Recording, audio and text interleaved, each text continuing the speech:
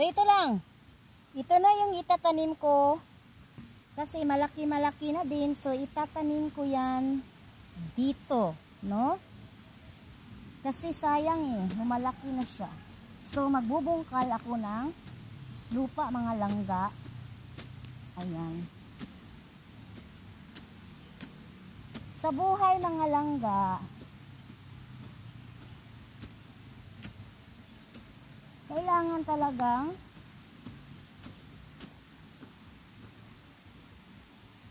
kailangan talagang sisipag tayo mga langga. Kasi yung siling tago ko ngayon langga ay sobrang mahal. Lalo na talaga kapag lalo yung makatipid man na tayo lang kahit papaano bitaw. Total wala naman tayong ginawa sa bahay, no?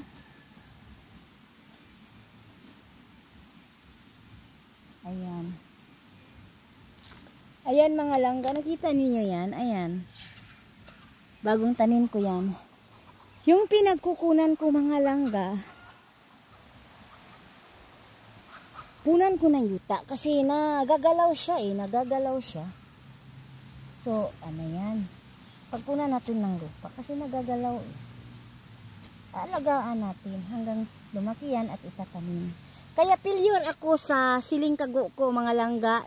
Hindi lahat talaga nabubuhay. Kasi kahit maliliit pa, tinanim ko na, ginagalaw ko. So kailangan itanim mo pala yung seedling ng siling tago ko. Mas bubuti kung ganito na siya kalaki.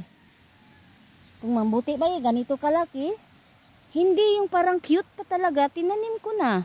Wala kasi akong alam. So nag-asa ko na bakit ganun. Sabi niya, ang liit mo pa, tinanim mo na. Ginalaw mo na. So, ngayon, alam ko na. Alam ko na mga langga. Yan lang mga langga at thank you so much mga langga sa panunood ninyo sa video ko mga langga. Everyday ako dito mga langga, no? So, bye-bye.